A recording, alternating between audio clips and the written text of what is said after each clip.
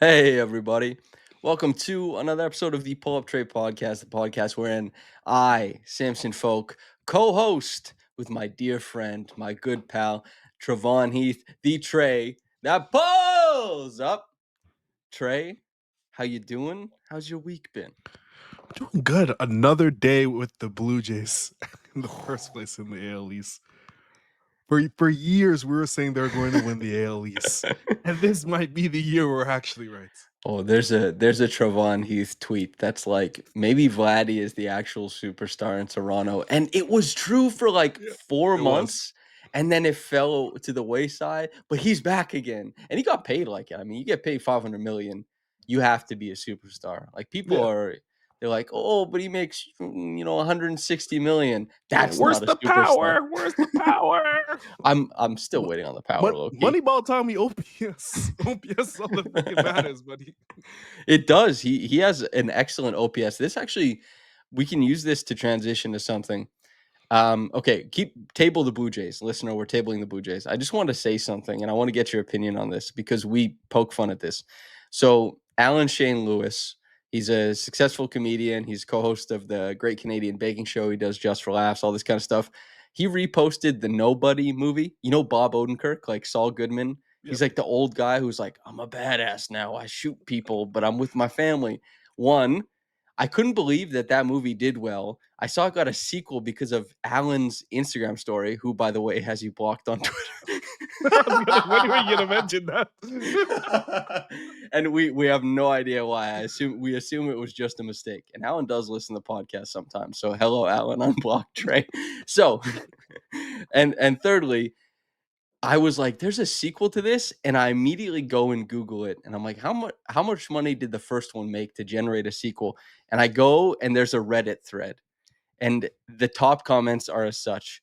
Honestly, a 25 million budget means that a 10 to 12 million opening shouldn't be too much of an issue of nobody too, especially with overseas. I'm not terribly worried. Response: yeah, this should turn a profit, but it still surprises me it got a sequel.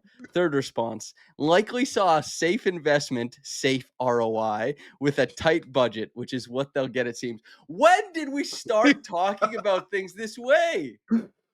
You're a It's fan of the movie? Is that what this is? you see it in like so many other genres, like music. Like when I was Oh, a kid, like going to HMB to get like a CD, I wasn't like, this is gonna sell 120K in the first week. I have one of them. I li- we just have too much access to too much information. We shouldn't care about stuff like this, especially when it comes to art. this art, if art becomes dependent on sales, not as like part of it, because it's always going to be part of it to some Yeah, of degree, course. right? At least in the world we live in. And I don't mind that, performance and whatever. But the fact that it's now like that's just the whole thing. And we're kind of stripping away from places like, well, if it didn't make money, what does it do? And like, if you want to be one of the big boys, you got to have X or Y. And it's like fans don't talk about the art anymore. They talk about how it sells. They're like, Yeah. oh, yeah, well, which to me is not a good barometer because popular shit a lot of the times sucks ass, man. Like Mhm. like not good.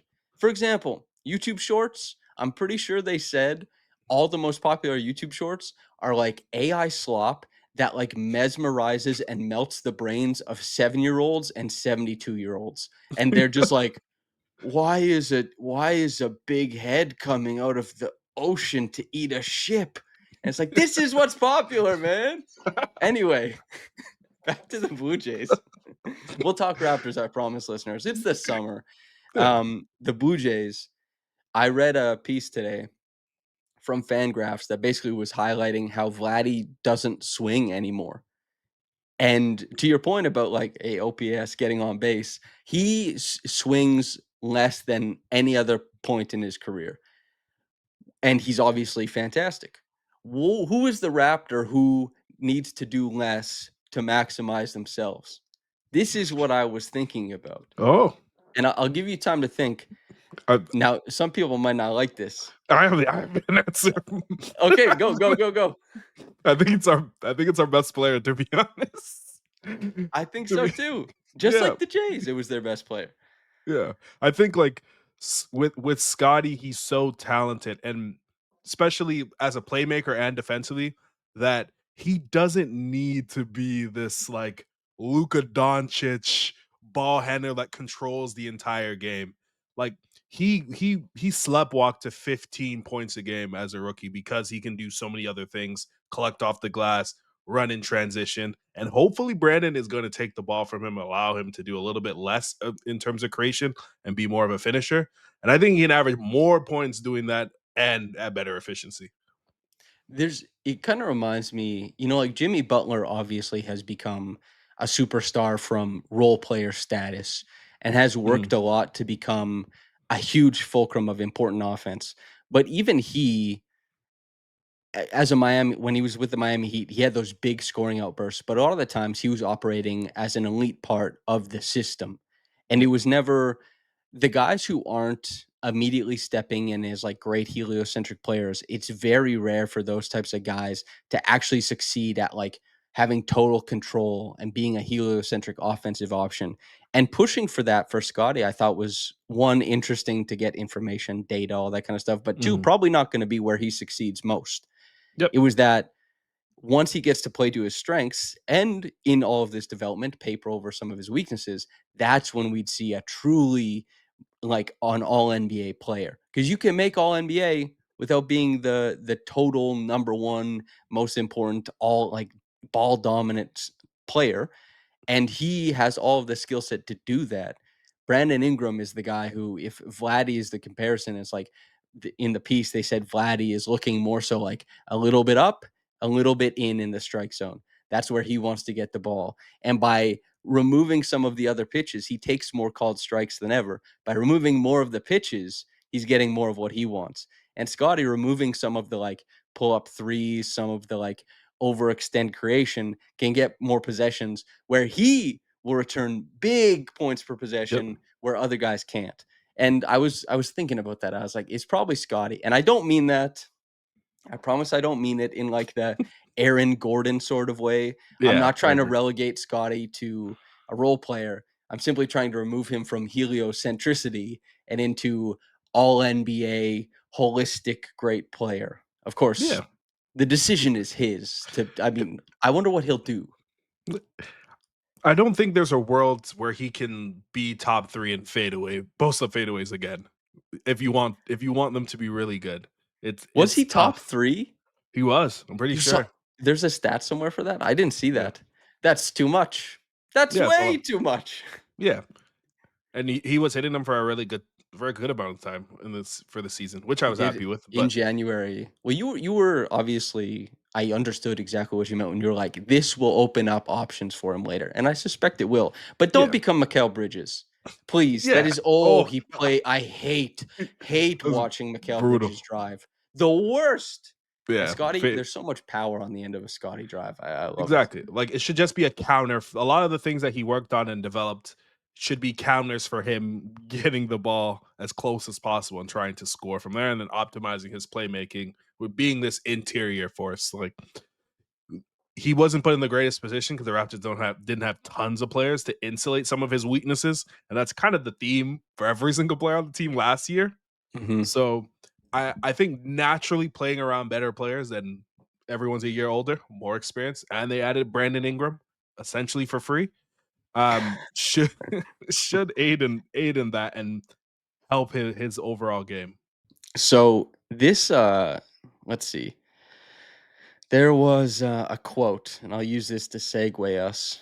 Oh yeah, okay. So I wrote this piece. Well, basically I didn't write it. I just relayed all of the quotes I was getting from scouts. But I talked to 6 scouts and got them to rank the Raptors prospects, and I attached a write up that the scout gave for the scout who was highest on a player and lowest on a player. So for Grady, that means a guy saying like, I don't know if he's going to be in the league in a little while. And then another guy saying that I think Grady's better than CMB and I really believe what he can be. But there was this quote that says the Raptors made things very easy on him, and this is regarding Jacoby Walter. That roster is so funny. For a coach who plays this egalitarian style with lots of passing, the team really shifted into guys who have very hard jobs and guys who have very easy jobs. And that's exactly right. Like the Mhm. Raptors, they they had so many limited players that they just asked, like, even the players they asked were somewhat limited, but they're like, we have 3 guys who are gonna ask to do a million things, and that is Scotty Barnes, RJ Barrett, and Grady Dick. All those Yep. guys were way overextended. Even Jakob Poeltl, like, did not get overextended. They're like, just put the short roll in the bag, brother. Okay, like, bring it along. That is such an interesting aspect of the Raptors offense, and one that I'm so excited to see shift away from just like these guys have to do so much to Mhm. these guys can do a little less and like go gangbusters, which is also, I don't know if you watched this video, but about RJ, like Of course. cutting is a huge, you watched it? I actually did. Tell me what you thought. Did you I say, wait, did you say this is a lot like Samson's video from October of It's Marty. Um, I obviously, S. Fania Berhaney, one of my dearest friends, one of the most talented people in the industry. number 1. Number one. Um, I think a lot of the things he said like make sense. Like RJ's game, especially like particularly post trade when he played with Pascal in tons of the cutting and coming off curled angles, like he'll be able to still fit around Brandon and Scotty if he's committed to doing those things. Like he was put in tons of pick and roll possessions, and he did improve as a playmaker, but that's probably not the most optimized position for him to be long Mhm. term.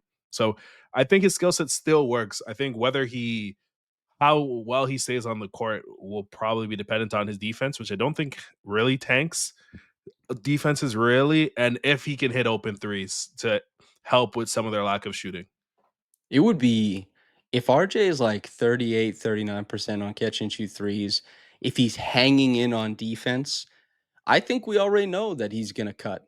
And Yeah. when he cuts and catches without having to dribble first, he's able to beat the help side to the rim and his finishing numbers go way up. And that could be a guy who's like, maybe it's 18, 19 points per game on close to 60% true shooting.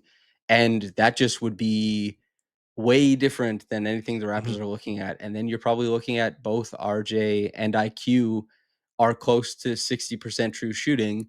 And that means that, Scotty and Ingram together can shoulder the load of creation. And sure, they'll probably be a bit less efficient than that, Yeah. but they'll be doing the hard stuff.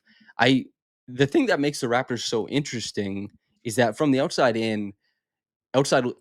the thing that makes the Raptors look so interesting from the outside perspective is that a lot of teams look at the roster and say, like, this guy needs the ball, this guy needs the ball, and they're not that efficient.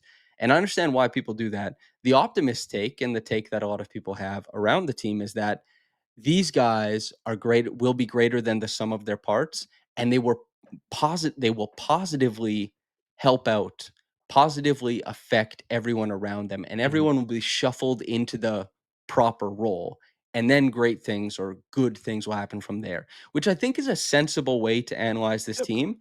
But I also understand when people don't, because it's like you're projecting a lot of like tendency changes, you're projecting a lot of role changes to some degree, and you're projecting that everyone is going to be copacetic with it.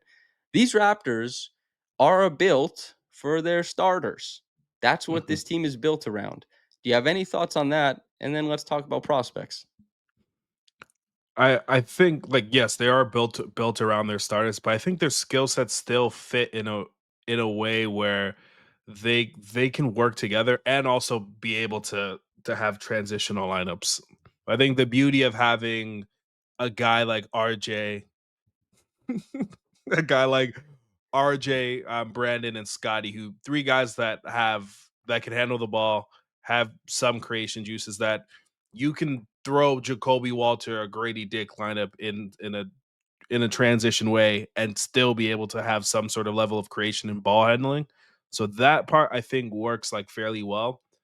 The it for those that team to work and those starters in particular, like Emmanuel quickly needs to be one of the best shooters in the league. He needs to operate. He needs to be he doesn't need to be gun shy. Well, let me rephrase. He cannot be gun shy and he needs to move with the ball. They asked Grady to do a lot of the actions I'm assuming IQ will be we doing this year.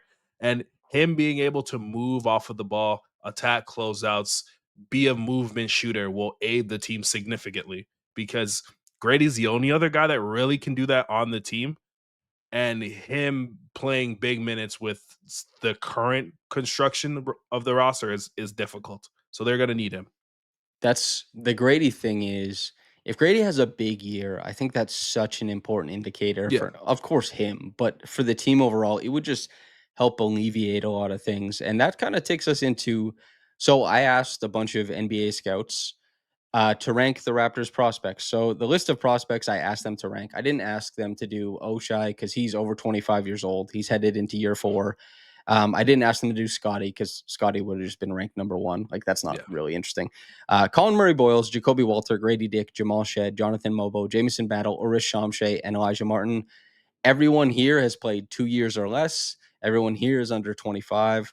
Uh, Jameson Battle, is he a prospect? It's kind of like, he was a yeah. rookie, but regardless, the ranking average across these six, basically, I'll give it to you here, was Colin Murray Boyles, Grady Dick, Jacoby Walter, Ulrich Shamshay, Jonathan Mobo, Jamal Shed, Jameson Battle, Elijah Martin. So just as some info, by the way, you can go read the article, anybody. I'll link Please. it for the quotes, and you'll get to see what NBA, and these are not scouts. These are scouts who work for NBA teams, pro scouts and prospect scouts. Um, the closest in this grouping was Jonathan Mobo and Jamal Shed, who on points were actually tied. Mm, But Jonathan Mobo had the highest ultimate ranking. He was ranked 3 by one scout, so that put him ahead. It was like somebody said he had greater upside. They both got ranked at 7, one or two times. So Colin Murray Boyles was 1 5 times, 2 once. He was Grady leapfrogged him one time. Grady and Jacoby, I'll say the tiers go like this: CMB alone, yeah. Grady alone, Jacoby alone, but they're all separate.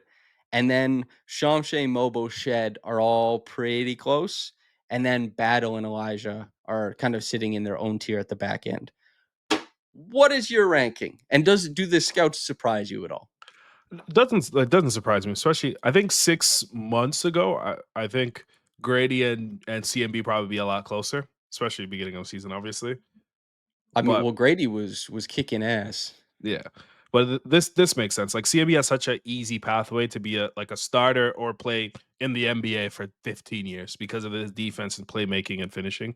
But my ranking a little different. I'm no pro scout though, but I got CMB at 1, Grady at 2.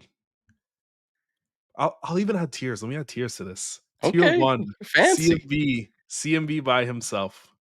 Tier 2, Grady and Jacoby in the same tier.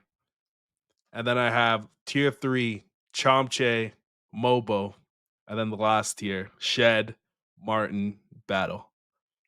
That's more interesting than just the straight 8, I think. Yeah.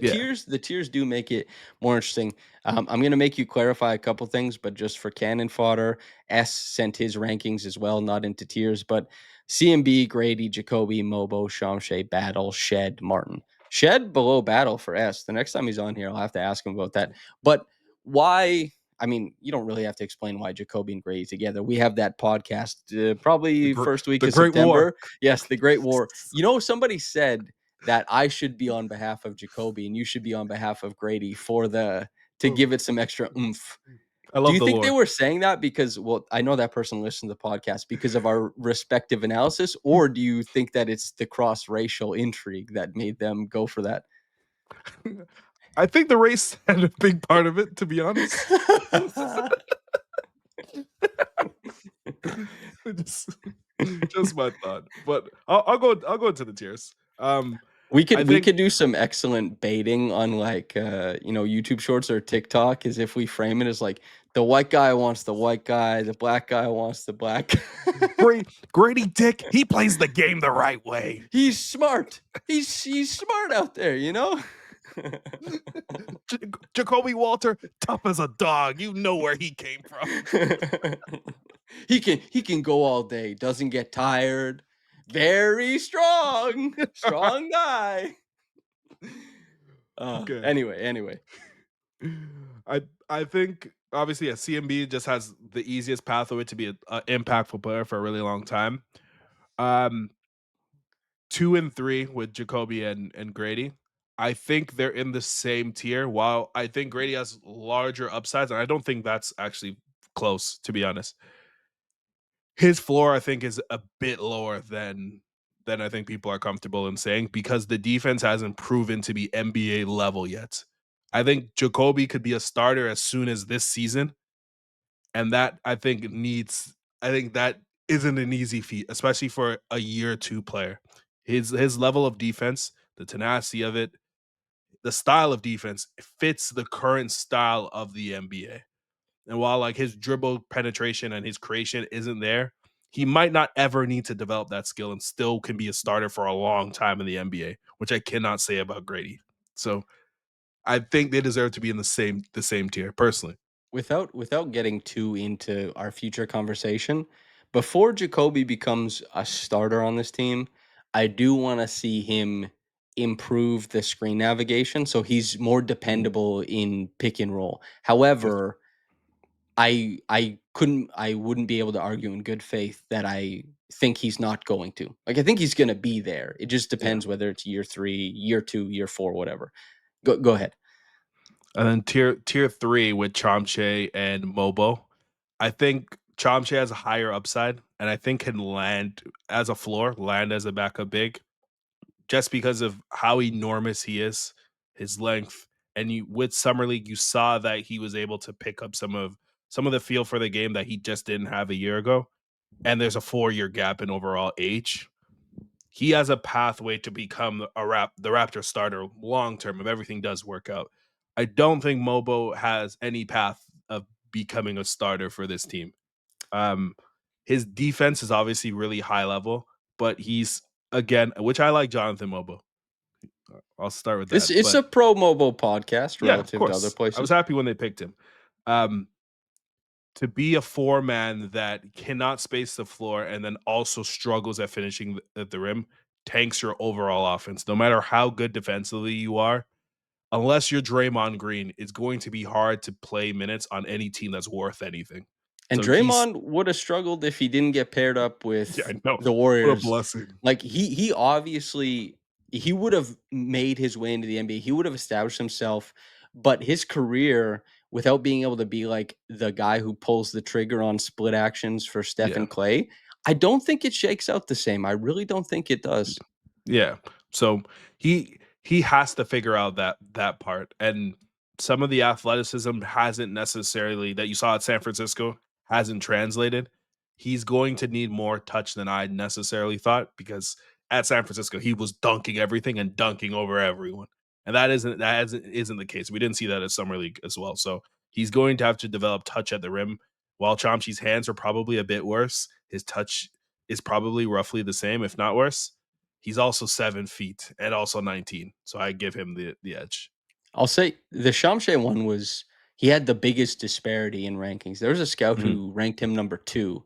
And and Wow. and, oh, so you didn't read Number that? 2 So number so, 2? yeah, there was a scout who ranked him number 2 and mentioned Clint Capella because Clint Capella was never an all-star, but Clint was always, like, especially in his athletic prime, a strong defender rotating over, could Mhm. hold his own foot speed wise on the perimeter and caught lobs and just like rim ran. And of course, Clint was buoyed by he always played with like an incredible creator on ball and still does next to Trey, right? But Yeah, is Clint still on that team? Is he still playing on Atlanta? What's going on with Clint?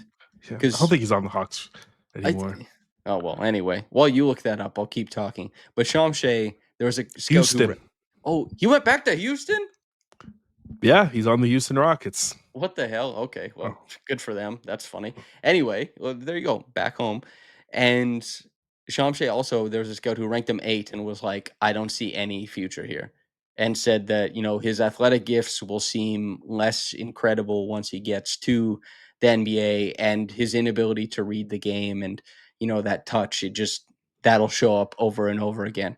And I'm more so in the middle of it like you. It's like, I don't think I see Clint Capella, but I do see an NBA big there, and I would be really interested to see what he's able to add because he's still young And bigs between ages 20 and 25, bigs add things. Some bigs, it's, passing ability. Some bigs, it's a push shot. Some bigs, it's a standstill three-pointer. But a lot of guys add something. I wonder what it'll be for Shamshay. And then just quickly, like your thoughts on Mobo. Tough to see a starter. And if you can't sell yourself on a guy being a starter, and also like this, I know Mobo and Grady, everyone says like those are Samson's guys, and they are to some degree. But there's a path for both those guys to be out of the league quickly. And so, like, there's no getting around it. It can go sideways for those guys for a number of reasons. And Mobo, it could go sideways. Yeah. Yeah, it's tough. And then the last tier, Jamal is at the front of it. He has, obviously they've already cleared out the pathway for him to be their long-term backup point guard. With him, it's the defense still has not translated. You hope that it reaches the level of what it was at Houston. And if he figures out what to do once he gets to the rim, because he gets to the rim far easier than I expected heading into the league. Fast. If he right now, a lot of the offense is stuck between like his push shot coming out of a pick and roll. If he's able to get a little deeper to the rim and or have other options in terms of his playmaking, like he could be a quality NBA player. Elijah, I think he fits what NBA teams are looking for currently in a role player. The defense, similar to Jamal, where it's in like demeanor and tenacity, it's there, but not necessarily in effectiveness. That's one of the things I saw at Summer League. But he shot tons of threes in college, so I think that's going to translate over a long period of time. And he has the athleticism when he puts down on the floor to either be able to create and bump off guys or boom over guys, which we saw at Summer League at the rim as well. So like he has opportunity to be another dribble pass shoot guy that comes off the bench. Like the reason why I have Jameson at the end, which I think he has a chance to end up being like fourth or fifth in this list just because he's just an incredible shooter. I don't see any pathway for him to be not an end of bench or end of rotation guy, just because there isn't other requisite skills for him to hang out to. And I don't think he shows up enough like as a four where he could rebound for his position, defend other bigs with some of his size, and be able to stick and maybe be your eighth or ninth man. I don't necessarily see that. He's a bit smaller, I think, Yeah. than like Georges Niang, a Yeah. podcast enemy and villain. um, that was that was the two guys. One unnamed player who I walked past and I was like, I'm such a coward because I didn't perform a citizen's arrest. And then we walked past Georges Niang and we're like, man, these guys have beef and he doesn't even know. Um, the Jamal Shed one, part of this is my fault for always entertaining the conversation, but he is considered a lot for like a 45th pick or 44th pick backup Mm, guard. But also he is really beloved in the fan base. As you said, the effectiveness of not being there in the defense, that was consistent across all six scouts basically. None of the scouts really loved his defense. Most of the scouts actually really disliked his defense. And obviously the write up there is like the scout was quite negative. He's like, is activity and drawing moving screens, is that what we call point of attack defense now? That was what he wrote. And Jamal definitely is like, he's loud, he's a leader, he's active, he gambles, he gets beat a lot, and you couldn't appeal to any defensive number, even like the proprietary stuff, like, oh, how's he doing in like matchup data, where matchup is, a lot of it is dictated by like how much help defense do you have. That's not even baked into it, but it's like nothing says he's good at defense, and yet there's like the teammates said he was the best defender of the young guys, right? So he has yeah. like the teammates. The coaches don't really talk about him that way, but they like that he's aggressive, and the fan base loves his defense, a large portion. He's so polarizing. And you and I obviously come out on the side that like don't think the defense is there. But from early on in his career, you and I were both like, he's way quicker than we thought, and he's getting to Yeah. spots. He gets to spots, which is maybe the most important thing as a lead ball handler. 2, he has to have a jumper. If he gets a Yeah. jumper, he'll figure it out, and his ball pressure defense will probably play for Yeah. stints at a time. I have no question that if he's able to diversify his shot chart from just the push shot, which is way too much of it, that he'll be able to like make the passes and reads that supports an offense from the backup position. I think it like the offense, the path is very there. The defense is tougher for me, which I know is against the reputation, but I think he and Battle are similar to me in terms of like impact over Mm. the next couple years. Um, but Battle, if he's just a bit bigger, if he was a Yeah. bit bigger, it could really be something. And also like screencraft stuff. Like if they don't find it with Jacoby or Grady this year, like those guys don't shoot it at all, and Jameson becomes like a linchpin for some lineups shooting on the floor, it's like, well, we need to use this guy as a screener. And if they switch, then whoever was guarding Jameson Battle has to guard Scottie or Brandon. It's like that could be an okay answer Yeah. for getting looks repeatedly. And then Elijah, you and I both like Elijah, but it is like he is small and he doesn't do like even combo guard stuff really. He plays more Mm. like a really undersized 3. And Yeah. that's he has to bang the hell out of triples. His defense needs to be much better in terms of impact. I mean, he hasn't even played an NBA game yet. Better than what I thought it was at Summer League and better Mm. than what I think it was at Florida. Not saying I saw a lot of him at Florida. So I mean, you can disregard me there if you'd like, but but he does need to diversify a bit offensively to justify things. And he needs to bang triples and play defense, which could happen. But I understand why he got placed last. It's the prospect pool as a final thing. Where do you think the Raptors are in terms of like prospect pool? Guys who have played 2 years or less. How Yeah. do they top half of the If league? You know, I think they're bottom half of the league. If you're not including Scotty in any prospect conversation, like yeah. they're probably yeah, they're probably somewhere between like the 20th to like 22nd best like prospect pool because like Grady still obviously has these questions and probably a year ago this would have been a much brighter conversation. But I don't think CMB like himself is like the sexy prospect that makes you think like, wow, this group of guys are going to change like what the Raptors have. I think his overall impact could be in that light. But usually like the prospects that get like the next to LeBron James is like the Paulo Bancheros of the world, guys who like the demonstrative ball handling guys who can score in bunches and score in different ways. I think CMB could be one of the best players on this team. Like he has that type of impact. It's just it's going to be in a unique way, in a kind of in a unique way, like how Scotty impacted the game like fairly young. Yeah, Scotty is still underrated. Yeah. He Scotty is not underrated by Raptors fans, but Scotty is underrated league wide. And I Mhm. think it is because he didn't succeed at creating very much this past season.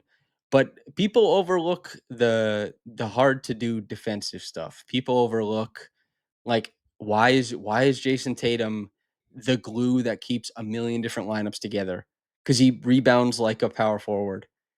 You know? It's like Yeah. d and Scotty does too. Scotty can play at the Mhm. 3, Scotty can play at the 4. It's like, yeah, the shooting has to get better, but I just he makes things work. And the Cam Whitmore reference that we made, I don't know, 2 or 3 podcasts ago, which is like the Raptors, they want to start winning, and you compare them to the Rockets. Cam Whitmore goes from being like this guy's the steal of the draft. What it was, he's Yeah. 17th overall. He look at him score, and the whole time he was putting up numbers. He was putting up numbers. The Rockets were saying, we don't like how he plays. And then the Yeah. next year, they don't like how he reads the floor. Yes, he scores the ball, but we don't like how he's playing. Now he's a Washington Wizard. The Raptors were a bad enough team that all of the rookies last year, and there were 4 of them, they got to put up numbers. This year, Mhm. when they're trying to be good, it's going to be more than just like, can you score in a spurt or can you deliver assists? Because assists, I don't think assists predict anything. Like assists per game is not an important stat, really. Um, is that going to carry over? And the guys who get that foothold when the team is winning, that's going to be way more important than like getting Yeah. more than expected numbers in game. Like the NBA is really becoming it's bucking the like 14 points per game guy. It's like, is there a guy Mhm. who can give you 8 who's playing to your style, who's giving you more defensively? And maybe people are hearing this and saying, we'll see what happens with Grady. It's like, yes, Yeah. because Grady can score 14 points per game easily, but he's not good enough to be a 14 point per game scorer and survive. It has to be more. If it doesn't happen, guy like Jacoby, I mean, we'll have that debate. It's looming. We'll have Oh, that buddy. debate. I feel like that's the prospect talk, probably, Yeah. right? I mean, we talked for as long as I think you could talk about something like that. The conceit is like, I talked to scouts, and here we are 25 minutes later. Can the Raptors win their NBA Cup pool? That is the next topic. So I'll read you their pool, by the way, because that's obviously important. They just released this today. Friday, October 31st, they play the Cavaliers. November 7th, they play the Atlanta Hawks. November 21st, they play the Washington Wizards. November 26th, they play the Indiana Pacers. So Indiana, Cleveland, Atlanta, Washington. Can they win this pool of 5? How do you feel about that? I wish we were playing the Cavs a little deeper in the pool. They might still be a little November, they're still We've gonna be had very pretty motivated. good the Raptors have played the Cavs early on in seasons pretty well. OG Like the Cavs Anunobis on yeah, that team. that's he was every time. He's Yeah. like OG because the Cavs haven't had a wing player. Like I understand they have DeAndre Hunter now, but they didn't have a Yeah. wing player for forever. And OG was like, "Oh yeah, baby, I'm about to go in." Oh, I I don't think they do. Just the Cavs, I think have a chance to finish second in the pool though. But the Cavs are, if they win 68 games next year based on how the East is, like I wouldn't be shocked at all. Like the level of talent that they have compared to the next Eastern Conference team is like one of probably the largest since like LeBron era East in the way that They things are they constructed. have to look in the mirror if they don't make the finals. They Oh like, man. unless there's an unforeseen, Yeah. development from one of the teams, like Powell or Franz takes some crazy leap that transports the Magic to a place, or Yeah. the Knicks under Mike Brown are suddenly playing, like, perfect basketball that maximizes everybody. I don't know, but Cleveland has a huge lead on everybody, I think, and if they don't, it's probably I don't know, man. I Yep. don't know. I think for them, even like losing to the Knicks is unacceptable. Just the Yeah, it's the Knicks. yeah. Mackay, it's the Knicks. There's no good. And they got better. They added Lonzo Ball. They essentially shifted from Ty Jerome, who was just one of the biggest frauds we've seen in the playoffs in such a long time. Oh my god. Herky jerky style just like does not work when I hate watching guys torque in the lane, man. So, yeah, the Cavs are better. I think they yeah. should be better. Okay, speaking of torquing in the lane, Trey Young and the Hawks. A lot of people think they're gonna be kinda gangbusters this year. I think there was too strong a response to them. I still think they'll be in Yeah. the Of playoffs, but I think people course. talked about like, we have a bias towards action. You know what Mhm. I mean? It's like, oh, if the team does something, but that didn't happen with the Raptors. Everyone was like, they did something. It's bullshit, man. Who cares? But like, usually we have a bias. Like, if a team does something, we start saying like, oh yeah, things are really about to change. How do you feel about the Hawks? I think they got better, but obviously, like adding Porzingis is a huge get.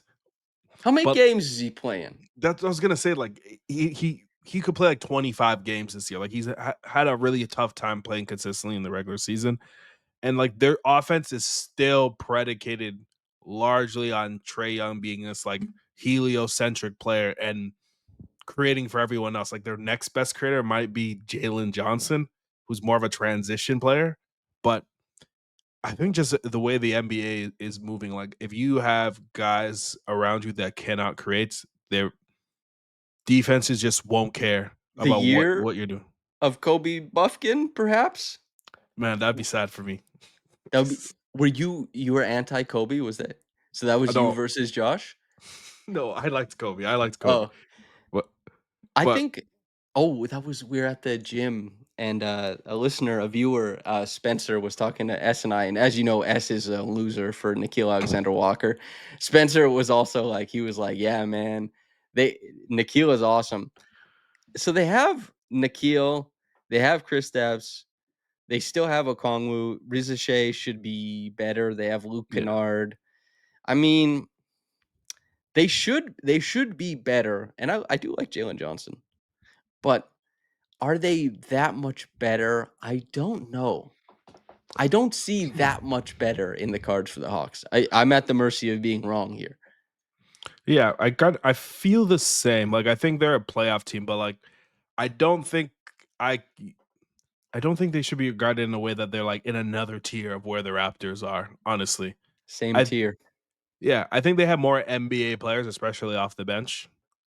But in I think just everything they do will be predicated on Trey having a humongous season and him being able to make everything work. And I think that's just a very difficult ask currently. Yeah. I think part of this is like if anybody's listening, and I know we do have listeners who aren't Raptors fans because they just enjoy the dynamic so much. Of By course. the way, like and subscribe. It helps out the podcast. Comment. Let us know how you rank the Raptors prospects. Let us know all that other stuff. Um, But the Hawks, part of me evaluating them is probably some homerism for the Raptors. I see the Raptors as better than consensus. I know you do as well. Consensus is low on them, but I also Yeah. see the Hawks as worse than consensus currently. The next team, and I know Baker listens to the podcast. Hello, Baker. Thanks for tuning in with us. We're gonna roast your team alive. The Washington, the Washington Wizards.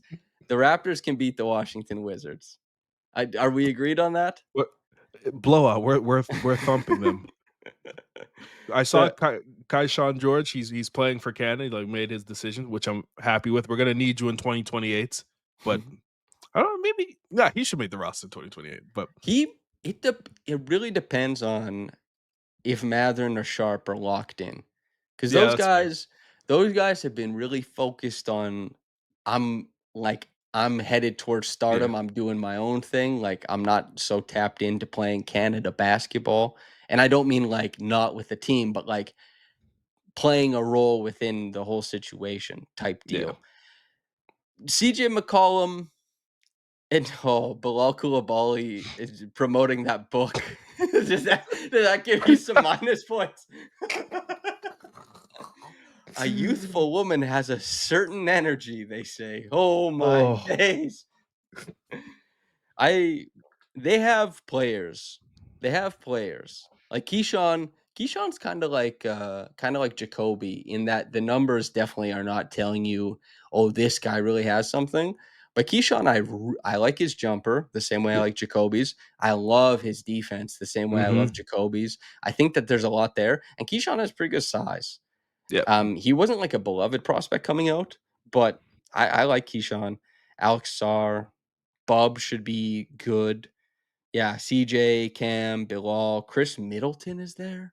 I Yeah, they have mean, a they lot of like random vets. I bet they play a little bit better at the start of the season before the wheels fall off a little bit. That's kind of, and then they sell off pieces. That's kind of what Yeah. I think. Similar to the Nets, R- who had NBA players. Yeah, Jeez, similar to the Raptors. Like when they were playing Davion and Kelly and Bruce, they'll be able to walk into some wins just because like Chris Middleton's not going to turn over the ball 5 times in a game, and that will give them a couple extra possessions and they'll win. if I told you that, when Davion gets drafted and Gary Trent Jr. is fourth on the defensive player of the year ladder for NBA.com. If I told you that Davion Mitchell in 4 years is gonna be making like 4 times as much money as Gary Trent Jr., would you have been surprised? Stunned.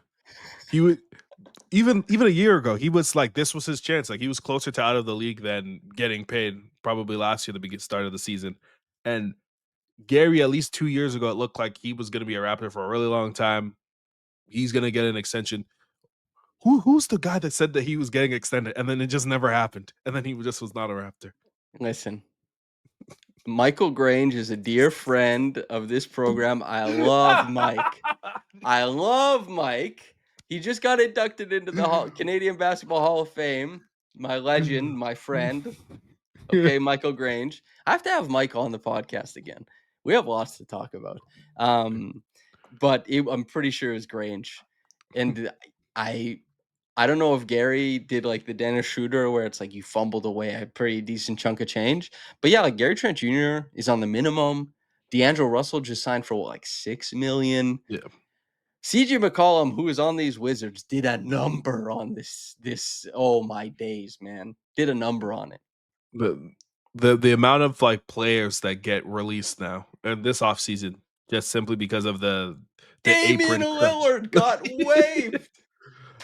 I remember that was like since like the Luca trade. That was one of the next times where I've just like refreshed, like, no way this happened. Then it just released Dame, and then it was like, we released them for Miles Turner. The Luca trade was so funny because we're up out in Mont Tremblant, Yeah. and I think Shams got hacked. And so you come back from the bathroom, and I'm like, "Oh, this will be funny. I'm gonna try and trick Trey into thinking the trade is real." And the trade was real the whole time. And like I showed it to you, and you're like, come on. And then we all laugh about it. 2 minutes, we're all refreshing, looking like, wait, is this real? And then people come out, they're like, yes, confirming it's real. We're Oh. losing our minds at 3 a.m. S presumably takes off his shirt to FaceTime us and be like, what's going on? He's got his big gold chain hanging in between. Oh man, what a moment in time. Okay, also the Pacers. The Yeah. Pacers. How do you feel? Are we better than the Pacers? I think so, but I don't think it's a given, to be honest. I still think that there's a chance that like Andrew Nemhard takes this ball and hits some level of stardom that like a lot of people have said he's capable of. I may not be one of them, but I'm I like him a lot. Wish he shot better in France, but Oh, hey, dude. but You know, I would be surprised if he makes an All-Star game. As someone who's been pushing the Andrew Nemhard Rocks stuff, for a long time been pushing it. yeah, Even in, Pacers land, I'm considered, big time pro Andrew. It's hard to make the All-Star game as a guard, man. very hard. But but they have so, on the podcast I co-host, my other co-host, Caitlin interviewed Rick Carlisle, and Rick said that the starting two guard is Benedict Mathurin to lose, which means he's probably not going to lose it. So that means their Yeah, starting lineup is still undecided considering their center because Miles Turner isn't there. It could be Jay Huff, it could be Isaiah Jackson, probably Jay Huff just for their alignment stuff. So you have presumably Andrew Nemhard, Benedict Mathurin, Aaron Neesmith, Pascal Siakam, and Jay Huff. That's not as good by the names or the numbers as the Raptors starting lineup. Coming off the bench, though, they'll have TJ McConnell. They'll have, if you care about a guy like Ben Shepherd, he's there. But the two really good players off the bench, I presume, will be Jarris Walker and Obi Toppin. It's not a perfectly pieced together roster considering they lost, the center who was there for 10 years and they're the point guard of their future, but not their immediate future. They could still be better than the Raptors, but I'd be disappointed if they were. I'd be I would disappointed be. in the Raptors. The Raptors should be ahead of them. But the I Pacers would will be be too. better than people think, probably. Yeah, I think they're gonna make the playoffs. Pascal when the finals ended was playing and looked like one of the 15 to 20 best players in the league. Um, I wonder if they adjust their style in any way to slow things down and play through him Yeah. a bit more. But we've already seen it at his time as a Raptor. Like he can manufacture wins. One because his defense when he is engaged, and two his efficiency and ability to score in very tight spots, even when teams are hemmed on him. He'll be able to. He'll make the All Star team, and he'll probably be able to make them win more games than we expect and be like a frisky team in the play-in. That's what I wonder about. There's two paths here. There's three paths, I should say, as far as I can see it. One is that Pascal does take on like quite a large load and does well with it. Two, Yeah. he takes it on and the wheels fall off a little bit. Like, it's tough to create. The defense can't hold up while he's also doing that much Mhm. offensively. And since they don't have like aspirations of being a finals team again, probably like, do they get the same level of defensive buy-in? And then three, they say, Pascal, we know you can get to that level, but we are trying to play a certain style and we're going to maintain the style, keep playing great defense. We're still going to find you in the flow, but we're not going to have you take over the offense Yeah. to try and muscle us to regular season wins. There's the Do you see any other, or that's kind of has it covered? Yeah, that's a I think the last one you mentioned is probably where they go. I think I so too. Ideally, the best case scenario for them, they win more games because, like, Benedict Mathurin has taken the leap that they wanted. Andrew Nemhard hit the level of stardom that you wanted. Jarris Walker becomes a starter in the league. That's probably the most beneficial way of them, like, being that frisky team. They know Pascal's good. They know they probably can eke out the 7 seed if he's playing a Nick Nurse style level of minutes and creation. But for the he's also older, and they probably only have so many years with both him and Tyrese at this level. They probably will be trying to save his legs for next season.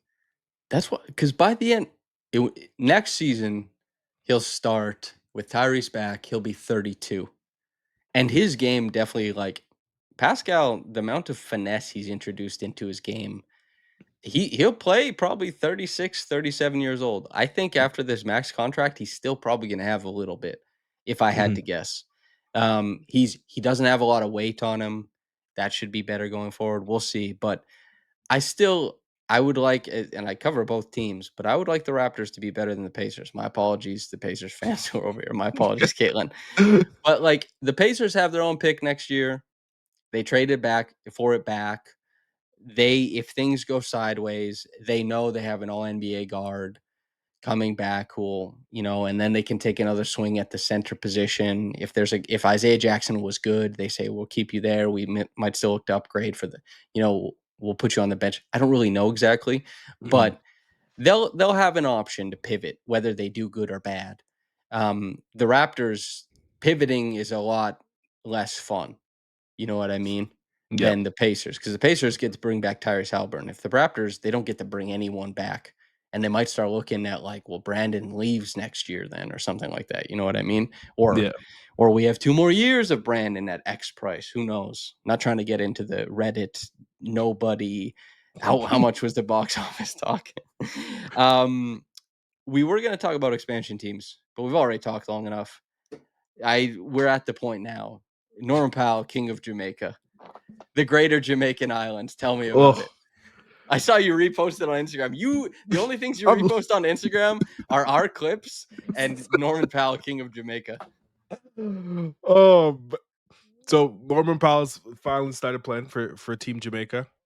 They played Costa Rica a few days ago, which they won. Norm dropped 34. I watched the game. It was streamed You with me. watched it? I watched him and Let's Norm go. Cooks. Well, give me some analysis then. I didn't watch the game. I don't know any of the players' names, but they get we're a young upstarting program. We're starting to get things together. Scotty Barnes in 2 to 3 years will probably be playing, but neither here nor there. But yeah, they were playing to qualify for the FIBA. They were playing to play in the qualifiers for And the they made FIBA, it. and they made it Yeah. because they won 2 of their games. They beat Barbados. They beat Costa Rica, which Norm played amazing in. They lost to Mexico. I love Canada, but moving forward, moving forward, I will be Team Jamaica. RJ Barrett, I know you play for Team Canada for quite some time. Feel free. Feel free to come and be a starter over here. Andrew Wiggins, feel free to come and play for Team Jamaica. It's cool. I'm gonna keep watching more games, and hopefully they qualify for the World Cup. And Scotty plays in it also. RJ Barrett is high key a international ball riser. He plays Yes, pretty good FIBA basketball. It's cuz he's not scared of the physicality. This clearly, and actually, honest to God, if you ever think Sam and Trey seem kind of low on a guy. The number one qualifier will always be like, is the guy comfortable with contact? You and Yeah. I have a massive bias towards guys who will put a shoulder down, which, if you've seen either of us drive the basketball, will make sense immediately. But yeah, I love a guy who's like, why not play with a little contact? Get your hands dirty. Yeah. And like RJ, he's willing to do anything. He's selfless. He's easygoing guy. So I think like even him sliding with this new role, I'm excited to see like how his efficiency increases. Yep. I I'm ready to end the podcast now. How about you? Let's end it. Yeah, we're just shy of an hour. For people at the very end, make sure to like, comment, subscribe. Of course, you can read my piece where I collect all of the scouts' opinions on the Raptors prospects. You can watch the rest of Jamaica's run along with Trey. This will be something we're paying attention. If what other podcast is paying attention to the Jamaican roots of their hosts? We need to honor this, people. Okay, I mean, where else would this be represented? Toronto's the perfect city to have this portion of the podcast. How was Banna? Can you sum it up? Are you talking Oh.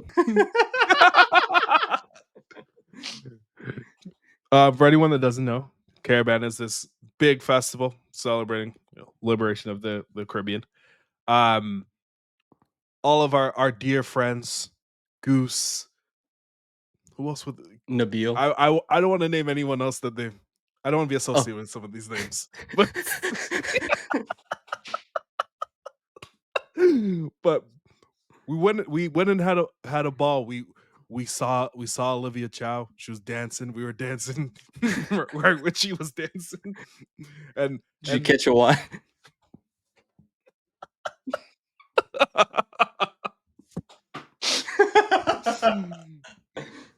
I will say this: I'm not a snob, but when at the parade, I did see more green than anything else. That's all. That's all I'll say. Listen, everyone was listening to the podcast when you tried to convince me that it was the Greater Jamaican Islands. You're a Jamaican supremacist. There's no way around it, man. I wouldn't say so. Personally, I just like acknowledge the greatness that comes from one island. This Tiny island, just so great. There was this okay, never mind. Anyway, yeah, Jamaica's great. It's a great place with great people. I haven't had the pleasure of going to Jamaica yet, although I assume I will sometime in my life. I have gone to Banna. I didn't go this year. I went last year. I had a great time with the guys. Even though there's a Trinidadian DJ who I apparently, if it would have been a Jamaican DJ, the night would have popped off like crazy. 100%. Yeah. Anyway, if there's any Trini people I'm sorry, I think you're listening. Hey. But judging by the listener base, actually, there's quite a few Jamaican people. Yeah. Big shout out to Jamaica. Anyway, Trey, any parting shots before we get out of here? We have to catch another Blue Jays game very soon. The prices have skyrocketed since they've gotten really good. Before we could just day of, you could walk in. They're giving you away tickets. You want to see Ernie Clement? Blake, please. Oh man, but I'm excited.